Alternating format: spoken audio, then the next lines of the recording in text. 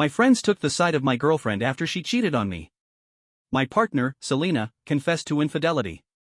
I needed someone more assertive, she remarked with a subtle smile. Our mutual friends sided with her. I simply nodded, grabbed my belongings, and departed. The following morning, my phone was inundated with 32 missed calls. Reflecting on it now, the warning signs were evident, subtle indicators dispersed throughout the past few months of our relationship. However, after 3 years together, it's natural to offer the benefit of the doubt. At least, that's what I kept telling myself. It began with minor changes. Selena started working late more frequently, which wasn't unusual during peak seasons. But then there was the unfamiliar fragrance I couldn't place, new clothing items appearing in our wardrobe, and her phone becoming an almost sacred object, never more than an arm's length away. I'm not typically possessive, never have been, but something felt amiss. The way she'd subtly withdraw when I embraced her from behind while she was texting. How she'd step outside to take calls, attributing them to work. The frequent girls' nights with acquaintances whose names were unfamiliar to me. Last Tuesday, while folding laundry, her phone illuminated on the coffee table. A message preview from someone named Jared appeared. Miss you already. Last night was. The remainder was truncated, but my heart sank. I resisted the urge to invade her privacy by checking her phone, but the universe seemed to be urging me to wake up. When she returned home that evening, I chose to address it directly. She was in the kitchen, preparing a smoothie as if everything was normal. The hum of the blender filled our apartment as I leaned against the doorway, observing her. Who's Jared? I inquired once she turned off the blender. Her posture stiffened momentarily, but then she did something unexpected. She smiled, not her usual warm smile, but something colder, almost victorious. I wondered when you'd finally notice, Eldon, she said, taking a sip from her glass. Jared is my supervisor. And yes, I've been involved with him for the past 2 months. The nonchalant manner in which she admitted it felt like a blow. No remorse, no embarrassment, just a sense of pride. I needed someone more assertive, she continued, smirking. Someone who knows what he wants and pursues it. Not someone who spends weekends playing board games with Gareth and watching old movies. I stood there, absorbing her words. 3 years together, and this was her perception of me. Amidst the shock, a strange clarity emerged, not anger, but understanding. Does Clarissa know? I asked, referring to the mutual friend who had introduced us. Oh, she's been aware for weeks, Selena laughed. Most of our friends know. They understand. Jared can offer a future, not just dreams and excuses. That revelation struck deeper than the admission of betrayal. These friends, with whom we'd celebrated birthdays, holidays, and countless dinners, they had all been complicit, perhaps even mocking me behind my back. I pulled out my phone and opened the group chat with Gareth and Clarissa. Is this true? You all knew? I typed. Gareth's response was swift. Eldon, you're a great guy, but Selena deserves someone more established. Don't take it personally. Clarissa added.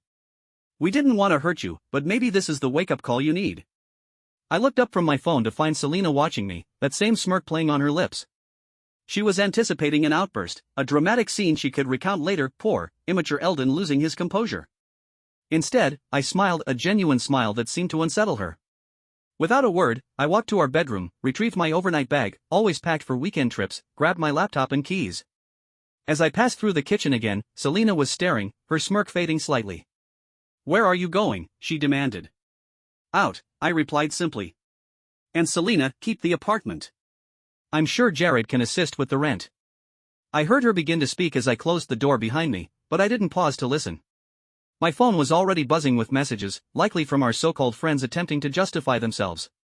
As I drove away, I turned off my phone and felt an unexpected sensation, relief. Sometimes, losing everything reveals what you never truly had. I had no clear destination, but for the first time in months, I felt I was heading in the right direction. The first 2 days after I left, I stayed disconnected. No calls.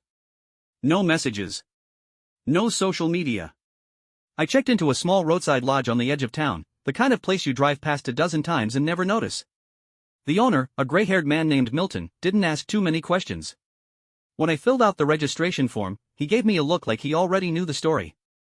After I explained I might be there for a little while, he nodded, not to bit off the weekly rate, and said, Everyone needs a reset sometimes. The room was clean, with a small kitchenette and a worn couch that faced a tiny television. Nothing fancy. But for now, it was perfect. On the third morning, curiosity, or maybe just the need for closure got the better of me. I turned my phone back on. 32 missed calls. 47 text messages. Most were from Selena, some from Gareth and Clarissa, and a few from numbers I didn't recognize. But it wasn't the messages that caught my attention. It was the notifications from social media. Selena had wasted no time. Her public posts painted a version of reality I didn't recognize. I was a jealous boyfriend, overly controlling, who constantly monitored her every move. According to her, I emotionally manipulated her, stifled her friendships, and exploded when she finally stood up for herself. Dozens of people I knew, acquaintances, friends, even co-workers, were leaving sympathetic comments beneath her updates. Some were subtle, "Stay strong, girl." Others were more direct, "You don't owe anyone an explanation, especially not someone who didn't appreciate you." Then came the video. It was a teary, carefully lit clip of Selena sitting on our couch, the one I'd picked out. Her voice trembled as she spoke about how I forced her to split every bill, even though I earned so much more. She called it financial abuse. In truth, she made more than I did. And the 50-50 arrangement had been her idea. I didn't know whether to laugh or be angry. It felt like watching a stranger wear my face and rewrite my life in real time. Then I got a message from Deidre, a colleague from work. It read, "Hey, just a heads up, there's something going around the office. Might want to check your email." My heart sank.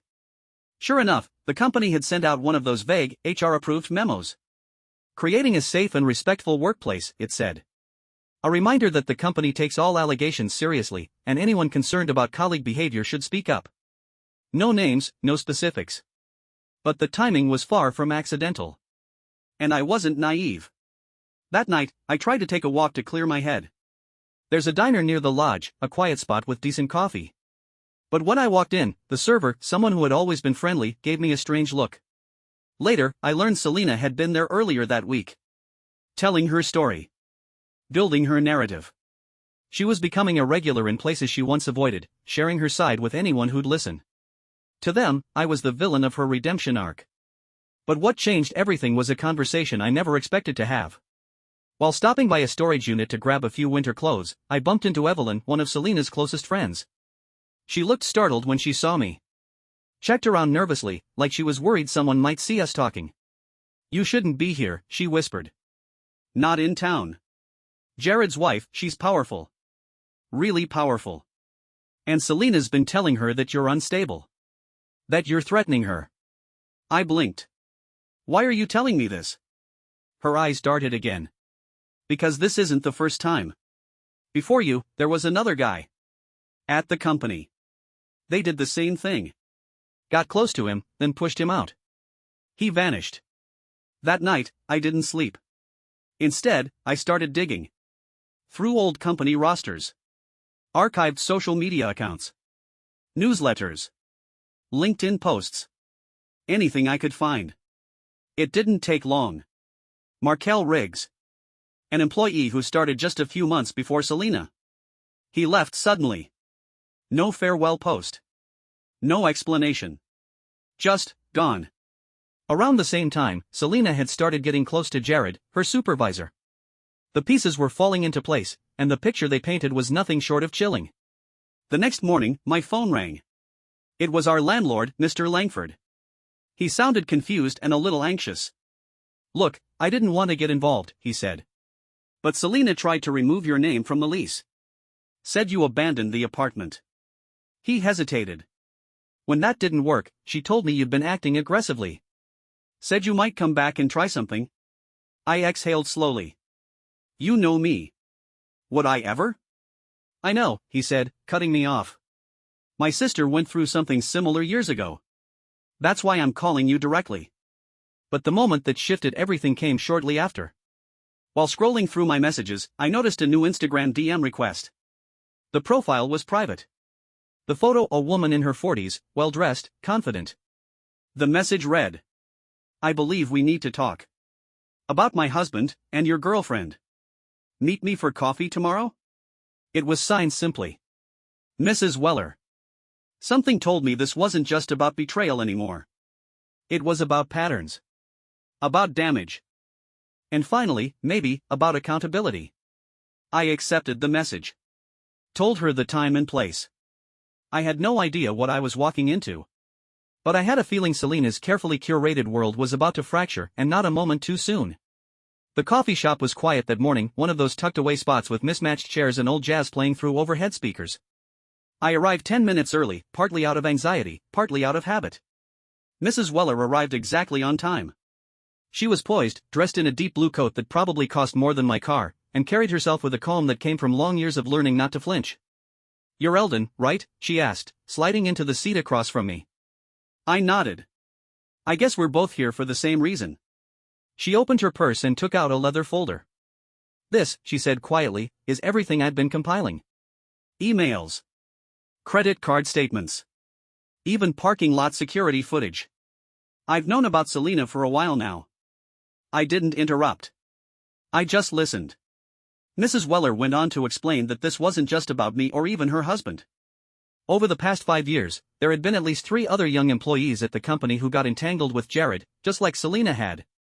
Each one followed a pattern: get close to Jared, then suddenly leave under questionable circumstances. No complaints were ever filed. No HR cases. Just silence. "Until now," she said. "I'm done pretending." She had already spoken to the board of directors. Quietly, carefully, she'd shown them some of the evidence. But to really bring the truth into the light, she needed a final piece, a witness from the outside. Someone who'd seen the personal side of it. Someone who wasn't tied to the company. I wasn't sure what she wanted me to do. "There's a company gathering this weekend," she said. "Annual celebration, open bar, press attendance, the works. I think it's the perfect moment for people to see who they really are." I didn't respond right away. I wasn't into theatrics. I didn't want revenge. I wanted clarity, maybe closure. But as I walked back to my motel room that night, I couldn't stop thinking about it. Sometimes the only way to reveal a truth is to stop hiding from it. I didn't RSVP. Just showed up. Clean shaven. Pressed shirt. First time I'd worn something that didn't smell like motel detergent in weeks. The ballroom was packed: coworkers, spouses, board members. Soft music played while waiters weaved through the crowd with trays of drinks and appetizers. I saw Selena before she saw me. She was laughing, surrounded by a group of younger staffers, glass in hand. She looked comfortable. Confident. Like she'd finally stepped into the story she wanted people to believe. Until her eyes met mine. She froze. I watched her scan the room, probably looking for Jared. I watched the color shift in her face from pale shock to something close to panic. Gareth noticed me next. He made his way over, nursing a drink, already tipsy. "You've got some nerve showing up here, man," he muttered, a bit too loudly. "I was invited," I said simply. "Invited? By who?" Right on cue, Mrs. Weller entered the room. Gareth backed off. But the real surprise came when Gemma, the quiet analyst from my department, stepped up beside me. I hadn't spoken to her much before. She always kept to herself. "Good to see you here," she said softly. Before I could ask what she meant, she opened her purse and pulled out a flash drive. "You might want to hold on to this." "What is it?" "Proof," she replied. "Screenshots of Selena bragging in group chats. Planning her story. Laughing about how easy it would be to turn people against you." I was stunned. "Why didn't you come forward before?" She shrugged. "People only listen when the timing is right." The rest happened faster than I expected. Mrs. Weller walked to the front of the room and tapped the microphone. The crowd turned. A projector flickered on behind her, displaying company branding, a routine annual review slideshow. Except this one didn't feature stats and bar charts. It featured texts. Photos. Credit card statements. Time-stamped billing entries. At first, there were gasps. A few awkward laughs, like people thought it was a prank. But then reality set in. Selena rushed forward, trying to stop the slideshow. But it was too late. Mrs. Weller stepped aside. "If anyone still has questions about what's been going on, I'm happy to answer them outside. But I think the facts speak for themselves." People began whispering. Some pulled out phones. Others backed away from Selena as if the air around her had shifted. Then came the moment I didn't expect. Jacob, another friend, tried to take over the room, pulling his own phone out and playing a video. It was a recording of Selena from just the week before. She was mocking the situation.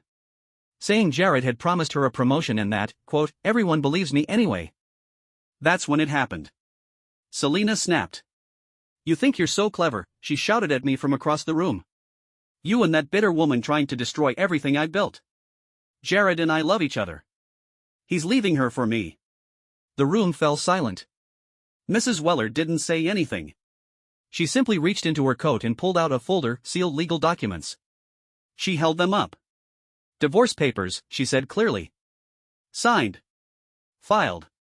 As of this morning. The collapse wasn't dramatic. It wasn't loud. It was quiet, embarrassed, and slow. Selena stepped back. Jared disappeared behind a door. Gareth and Clarissa avoided my eyes completely. And me? I said nothing. I didn't have to. That night, back at the lodge, Milton handed me a slice of pie and said, heard it was quite the event downtown.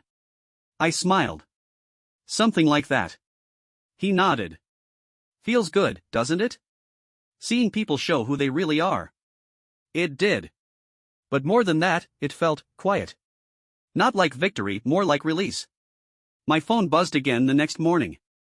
This time, it wasn't threats or sympathy posts. It was apologies. Regrets. We didn't know. We were misled. Hope you're okay.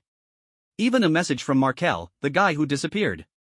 I've been following the story, he wrote. Glad someone finally said something. The days after the party felt still. I didn't rush to post anything. Didn't feel the need to tell my side or win anyone over. The truth had a way of working its way to the surface, all it needed was light and a little time. By Monday, the fallout had already begun. Both Jared and Selena were formally asked to resign. The company had to act fast once the evidence from Mrs. Weller and now Gemma and others reached the board. But that wasn't the end. Not even close. It turned out Mrs. Weller had more than just texts and photos. She had expense reports Jared had falsified to fund outings and overnight stays. She had emails where he and Selena coordinated stories to discredit co-workers, including Markel and at least 2 others who had quietly quit in the past few years. She even had a few questionable performance evaluations, ones that tanked employee growth right before they left. The company's legal team jumped into action, more concerned now with mitigating the damage than protecting reputations. Civil suits followed. Multiple. Markel, emboldened by the events, returned and partnered with Mrs. Weller's lawyer. He'd kept a personal archive of messages, screenshots, even journal entries from when he was being slowly pushed out. He never thought anyone would believe him. Until now. That was the turning point. Others started coming forward. Former interns. Associates. Administrative staff. People who had kept quiet for years, afraid of losing their jobs or worse, being blamed. What started as a betrayal between lovers had grown into a corporate scandal. And at the center of it were the same 2 people who once laughed about how no one would ever believe anyone else's version. Selena, in a last-ditch effort to salvage her image, posted a shaky video, part apology, part accusation. She claimed she'd been manipulated by Jared, that she had been led astray, and that she was now being made a scapegoat for his pattern of abuse. But that narrative unraveled quickly. Juliana, one of her closest confidants and the same person who warned me at the storage unit, had had enough. She posted screenshots of their conversations. Conversations where Selena detailed how she was climbing the ladder the smart way, bragged about rewriting the truth, and laughed about how easy it was to turn friends against me. She even had one message that said plainly, "Even if this goes south, I've got insurance." And she did. About a week after the corporate party, Selena showed up again. At the motel. Middle of the afternoon, standing near the office. Milton called me at work. She's back. Parking lot. Causing a bit of a stir. When I got there, she was sitting on the hood of my car, same car we used to take weekend trips in. She looked tired. Hollow. Mascara streaked down her cheeks again. In her hands was a manila envelope. I have everything, she said. Every mistake, every secret. About all of them. Jared, Clarissa, even Juliana. She shook it in the air like it was leverage. If you don't help me stop this, I'll release it all. I stared at her. Then smiled, not cruelly, but gently. You really don't get it, do you? I said. This isn't about stopping anything. It's about finally letting the truth breathe. She held the envelope tighter. I'll ruin them. All of them. I walked over. Took the envelope. Flipped through the pages, messages, photos, names. Then handed it back to her. Go ahead. Burn every bridge you've got left. But take a good look first, it's not saving you. It's just making the fall longer. She stood frozen, trembling. And then, with one sudden move, she tore the contents to shreds. Right there in the lot. Someone across the street, maybe a diner employee, caught it all on video. Within hours, it was online. The caption, when the mask slips. It was the final unraveling. By the end of the week, Mrs. Weller's divorce had gone through. And she came off the other side not just with her dignity intact, but with everything. The house. The vehicles. Even Jared's executive retirement package, which was frozen to pay off the pending legal settlements. His name, once respected, now led to dozens of articles and threads when searched online. Every job offer retracted. His LinkedIn, deleted. Selena? She moved back to a small town in Pennsylvania with her parents. Deleted her social accounts. Tried, for a while, to play the wronged woman card on fringe platforms, but it didn't stick.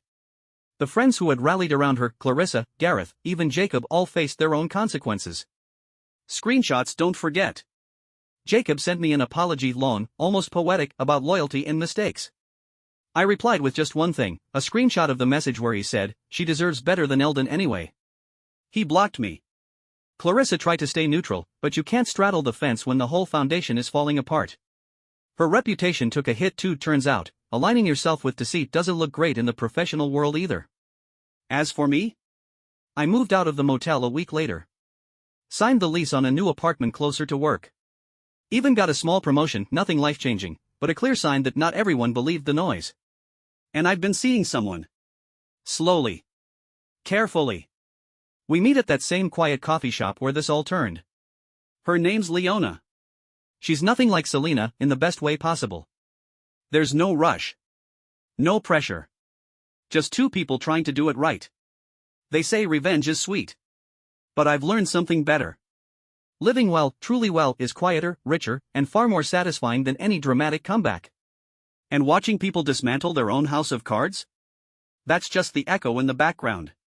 Thank you for watching the video. Like it if you watched the video to the end, and don't forget to subscribe. Have a nice day.